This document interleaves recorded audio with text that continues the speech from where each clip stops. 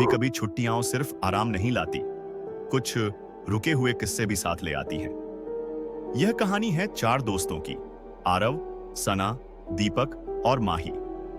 चारों ने गर्मी की छुट्टियों में कुछ अलग करने की सोची और चल पड़े उत्तराखंड के एक दूर दराज पहाड़ी इलाके की ओर, जहां उन्होंने एक पुरानी ब्रिटिश हवेली को किराए पर लिया था।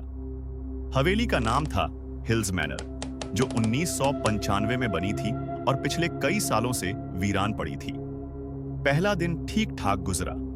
चारों दोस्तों ने खाना बनाया, बोनफायर किया और देर रात तक गाने बजाए। लेकिन रात के ठीक 2:43 पर दीपक की नींद खुली। उसे कमरे की छत से किसी के चलने की आवाज आ रही थी। यहां ऊपर तो कुछ है ही नहीं, उसने खुद से कहा। अगले दिन आरव ने भी बताया कि उसने खिड़की के बाहर किसी औरत की परछाई देखी जो पल भर में गायब हो गई थी। तीसरी रात जैसे ही घड़ी के 3 बजे माही जोर जोर से चिल्लाई। उसके हाथ पर खून था। किसी ने मुझे काटा है, उसने कांपते हुए कहा। पर कमरे में दरवाजा बंद था, खिड़की भी अंदर से लॉक थी। दीवार पर खून से लिखा था, तुम मेरी जगह क्यों आए। चारों डर चुके थे। सन्ना को याद आया कि उस हवेली से जुड़ी कोई पुरानी खबर उसने कभी पढ़ी थी। मोबाइल नेटवर्क नहीं था, लेकिन किसी तरह पुराने ट्रंक में उन्हें एक अखबार की कटी फटी कतरने मिली। 1901 में उस हवेली में एक ब्रिटिश लड़की एलिजा रहती थी, जो मानसिक रोग से पीड़ित थी। उसने एक रात अपने नौकरों को मार डाला और खुद को हवेली के कमरे में जिंदा जला लिया।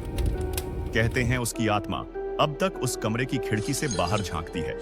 जहां कोई रुके, उसे दोबारा जिंदा करने की कोशिश करती है। उस रात आरव ने सपना देखा। एलिजा उसके सामने आई और कहा, मैं अपनी मौत को अकेली क्यों झेलूं? अब तुम भी यहीं रहोगे, हमेशा के लिए। वो उठकर भागा, लेकिन दरवाजा लॉक था। अचानक कमरे में लगी मोमबत्ती खुद ब खुद जल उठी। हवेली के हर कमरे में खून बहने लगा।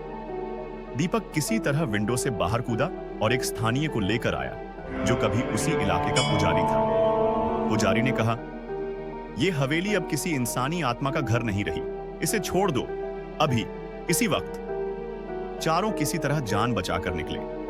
लेकिन जब कार स्टार्ट हुई, पीछे शीशे में एलिजा की परछाई दिखी, मुस्कुराती हुई। कहते हैं, जो भी उस हवेली में जाता है, उसका एक हिस्सा वहीं छूट जाता है और वो हिस्सा कभी लौट कर नहीं आता। हर रहस्य की एक नई परत होती है और हमने तो अभी सिर्फ शुरुआत की है। अगर सच तक पहुंचना है तो चैनल को सब्सक्राइब जरूर करना। अगली कहानी तुम्हारा इंतजार कर रही है।